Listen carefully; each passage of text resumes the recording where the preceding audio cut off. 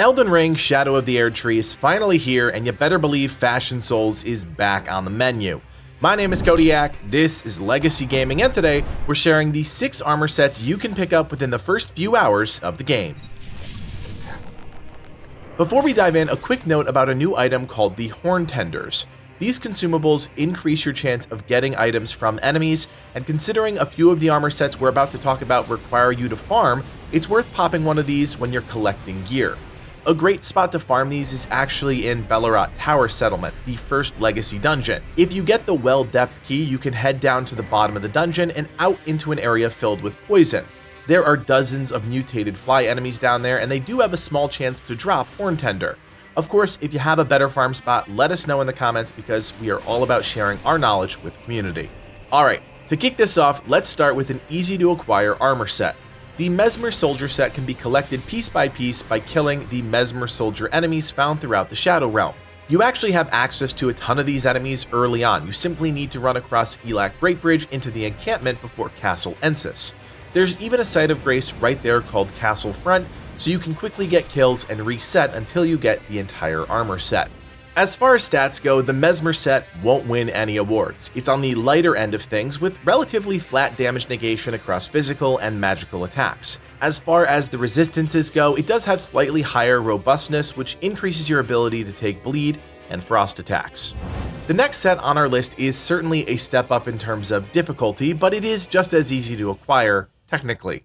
What I'm talking about is the Black Knight set, which you can acquire by defeating the many fully armored Black Knights in the game. There is one Black Knight in the encampment right before Castle Ensis, the same spot we were just talking about for the Mesmer set. But to really find a high density of these enemies, you need to reach Skadu Altus, which is on the other side of Castle Ensis. There you'll find Black Knights riding around on horseback and a few variants wandering around the world. The next set I want to talk about is actually a much bigger deal, and quite frankly, we're going to do a full video on this entire situation because throughout the Shadow Realm are 4 mausoleums. Inside each area is a boss based on a previous meta build from an other FromSoft game.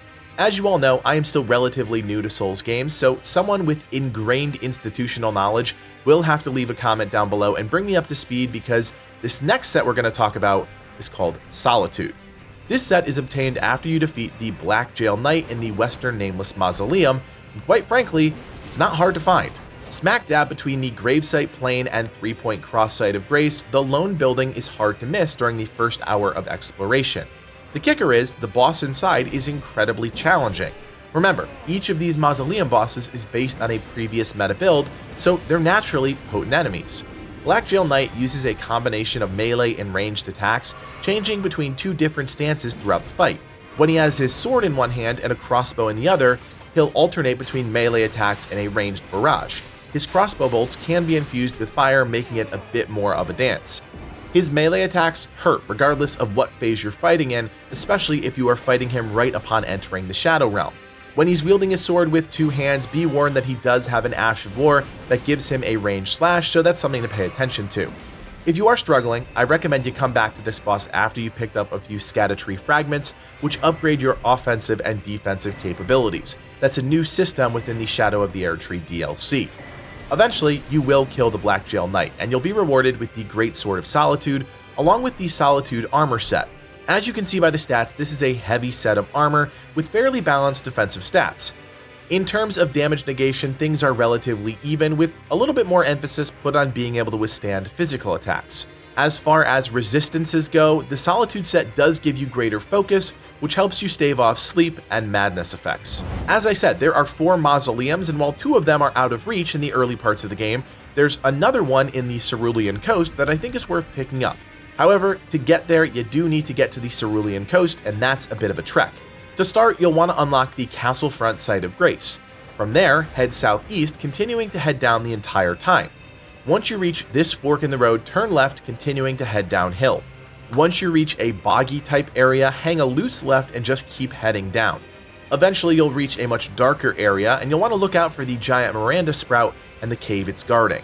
Make your way through and you'll eventually reach a small cave and our first checkpoint. The next section requires some careful jumping, but again, you just want to keep heading downhill. You're essentially following the river to the coastline, so be careful, avoiding enemies that might knock you off, and eventually you will reach the top of a massive waterfall. There will be another Site of Grace here which you should pick up. Then continue down using the fallen pillar as a bridge to get from the top of the waterfall to the bottom. Follow the river and choose to either fight or run from the furnace golem that's guarding your path. This is one of the unarmored enemies we talk about in our full Secrets of the Furnace Golem video, so go check that out to learn more about these monstrosities and the secrets they guard. Turn right at the golem and crest the hill, and voila, you have reached the Cerulean coast. From here you need to head southwest. We're heading to that little island off the coast of the Shadow Realm, but it's not a straight shot. You need to locate this tree here and make your way underground to this hidden part of the world. Follow the cave and eventually you'll pop up on the island where you can find the southern nameless mausoleum. Inside you'll face the Dancer of Rana, who dual wields 2 curved swords. The encounter is very fluid, with the boss constantly chaining together melee attacks, which can lock you up for a considerable amount of time.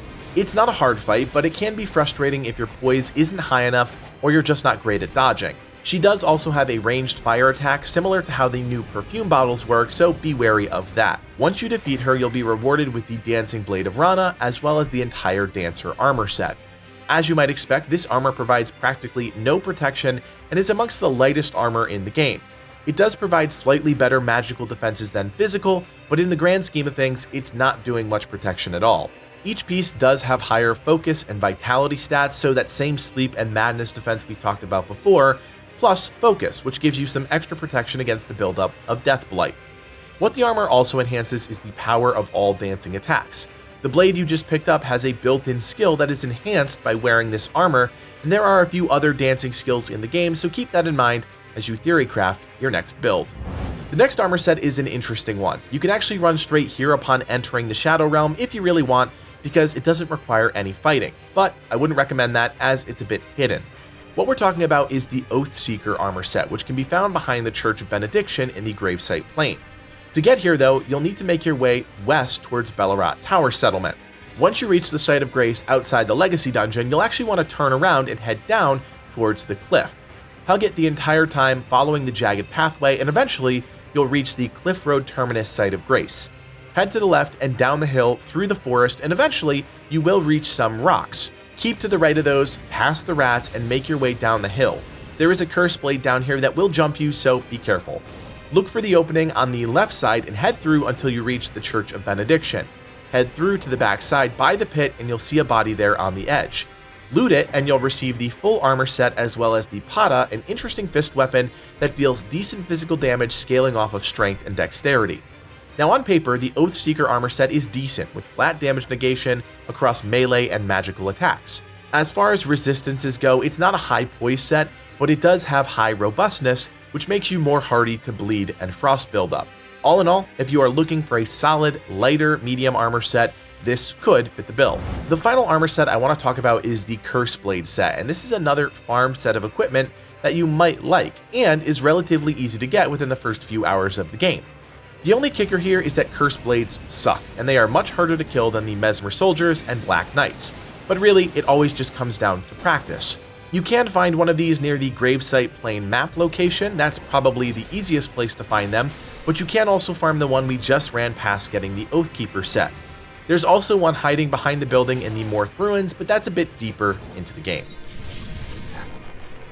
So there you have it, how to find 6 new armor sets early in Elden Ring Shadow of the Erdtree. If you didn't already know, there are over 24 new armor sets introduced in the DLC, so if you're a collector like me, you're gonna love tracking down every secret and finding every new piece of loot. We'll have more Elden Ring guides in your feed, so if you like this video, drop a like and consider subscribing.